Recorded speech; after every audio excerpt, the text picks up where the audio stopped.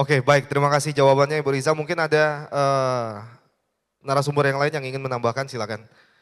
Baik, Pak Jayadi, silakan Pak. Terima kasih Mbak Munira tadi dari Kelurahan mana tadi?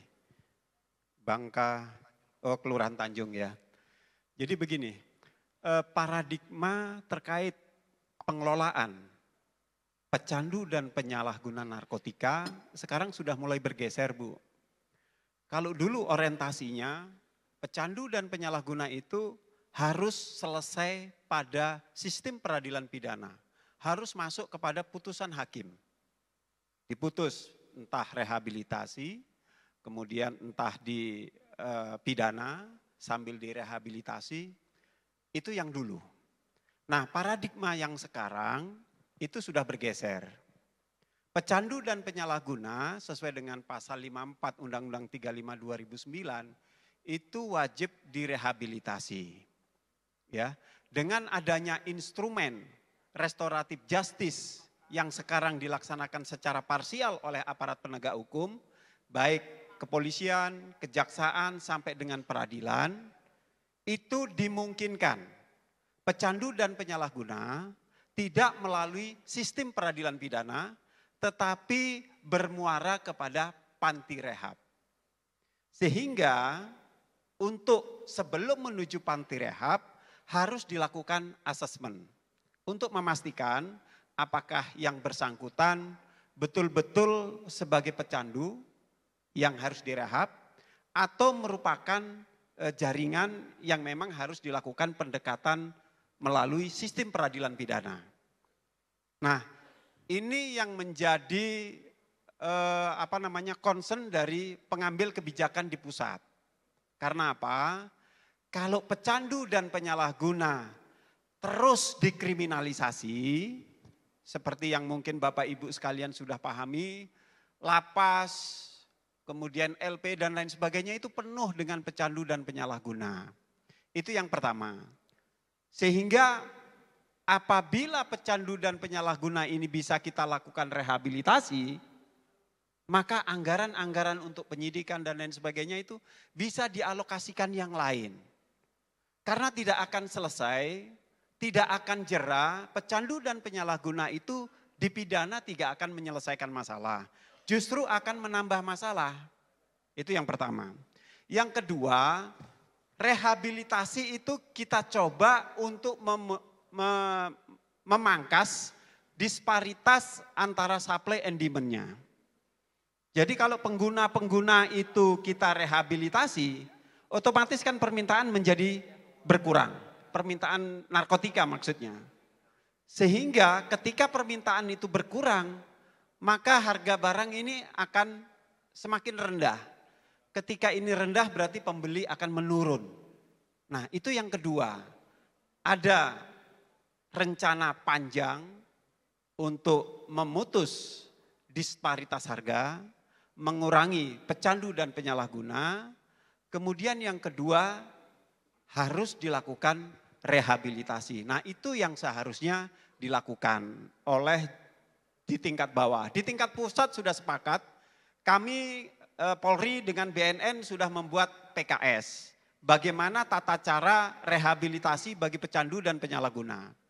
Sehingga ibu-ibu, bapak-bapak sekalian, kepala desa, enggak usah kemudian khawatir ada sebagian masyarakat yang jadi apa istilahnya tadi ibu bilang, mata-mata polisi. Nah mudah-mudahan semakin hari paradigma aparat penegak hukum tentang pecandu dan penyalahguna itu sudah mulai bergeser. Karena selama ini kita orientasinya penegakan hukum aja. Harus dilakukan penjara saja. Nah itu ternyata tidak menyelesaikan persoalan. Maka itu akan kita rubah. Pengambil kebijakan di tingkat pusat sepakat itu akan dirubah. Dan ini akan diadopsi menjadi sebuah model yang tertuang di dalam undang-undang narkotika yang baru. Jadi nanti undang-undang narkotika yang baru yang sekarang masih dalam proses di DPR itu akan mengadopsi pecandu dan penyalahguna itu wajib direhabilitasi dan tidak melalui sistem peradilan pidana. Gitu ya. Oke, terima kasih.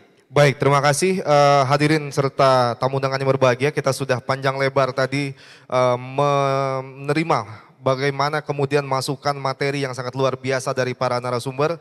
Dan nanti mungkin bisa diformulasikan ke dalam sebuah konsep dan juga sebuah susunan begitu ya dari semua narasumber yang akan menjadi formulasi kita ke depan dalam rangka memberantas masalah narkoba di Provinsi Kepulauan Bangka Belitung. Namun yang terpenting adalah bagaimana kemudian kita melakukan penguatan terhadap pelibatan masyarakat begitu di dalam rangka untuk memberantas dan menangkal secara dini bahaya narkoba, karena dari intervensi berbasis masyarakat dan juga kemudian pelibatan masyarakat secara aktif itulah yang kemudian dinilai sebagai cara yang paling efektif untuk dapat menanggulangi permasalahan narkoba di Provinsi Kepulauan Bangka Belitung selain upaya-upaya lainnya, yakni adalah dengan mengutamakan pencegahan daripada penindakan hukum. Terima kasih kepada Kombes Jayadi, terima kasih kepada Pak Henry, Prof. Nyoman, terima kasih Ibu Riza, terima kasih dan juga Bapak Dr. Ihsan, terima kasih. Dan hadirin serta tamu undangan, kita berikan tepuk tangan yang meriah untuk para pembicara kita. Semoga nantinya akan memberikan efek yang sangat luar biasa untuk dapat menekan dan meminimalisir narkoba di Provinsi Kepulauan Bangka Belitung. Saya Dek Revelino, mohon terima kasih atas perhatiannya. Wassalamualaikum warahmatullahi wabarakatuh. Kita kembalikan kepada Mbak Dia dan juga Mbak Lisda. Baik, terima kasih Bang Revo selaku moderator kita pada pagi hari ini. Boleh beri tepuk tangan sekali lagi untuk kita semua hadir di sini. Baik, untuk kita lanjut acara berikutnya yaitu penyerahan plakat kepada para narasumber kita pada hari ini. Untuk itu mohon izin kami undang kembali untuk para narasumber. Yang pertama izin Bapak Kombes Pol Jayadi SIKMH, ada Bapak Henry Yosodiningrat, Profesor Dr. Inyoman Nurjaya SAMH, Ibu Dr. Anda Riza Saraswita, dan yang terakhir Bapak Dr. Haji Iksan Abdullah SAMH. Mohon izin Bapak Ibu berkenan untuk bisa tampil turun ke depan. Kita akan penyerahan plakat. Baik, plakat ini langsung diserahkan oleh Kapolda Kepulauan Bangka Belitung sebagai ucapan terima kasih sudah kita mendapatkan ilmu ya Mbak Lisda pada hari ini. Baik Bapak, silakan. Mohon izin Bapak berkenan.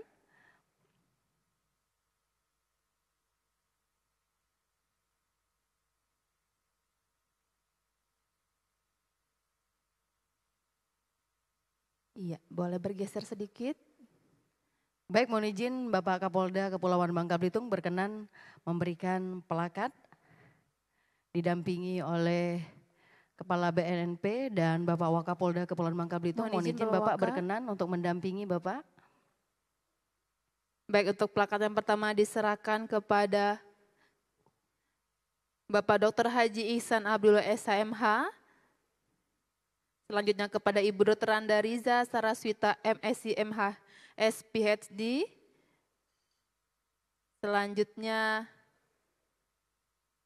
Profesor Dr. Inyoman Nurjaya SAMH. Berikutnya kepada Bapak Henry Yosodiningrat. Dan yang terakhir kepada Bapak Kombes Pol Jayadi SIKMH. Mohon izin dilanjutkan dengan foto bersama. Baik, mohon izin untuk dapat diberikan jarak. Ya, persiapan. Baik, 3, 2, 1. Baik, ganti gaya Bapak izin. Baik, salam komando. Iya, tangan di depan. Baik, persiapan 3, 2, 1. Baik, boleh tepuk tangan sekali lagi untuk para narasumber kita dan juga Kapolda dan juga Kepala BNP. Kami persilakan kembali ke tempat. Kulakukan semua untukmu. Sama Bu Riza duetnya nih. Sedikit. Gampang sekali lagunya Bu. Pasti ingat, yuk kita di depan yuk. Sedikit yuk. Tepuk tangan dong. Tararam, tam, tam. Aku dulu yang nyanyi ya. Baru nanti aku guide. Tarararam. Ini lagu paling gampang, saya bikinnya cuma 5 menit. Hanya denganmu aku berbagi Hanya dirimu paling mengerti kegelisahan dalam hatiku yang selama ini tak menentu. Tak ada ragu dalam hatiku, pastikan aku jadi cintamu.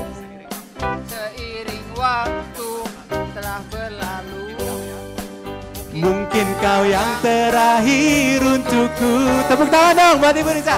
Hehe, akan ku lakukan semua untukmu, akan ku berikan seluruh cintaku. Janganlah engkau berubah dalam menyayangi dan memahamiku. Tuh bisa kan?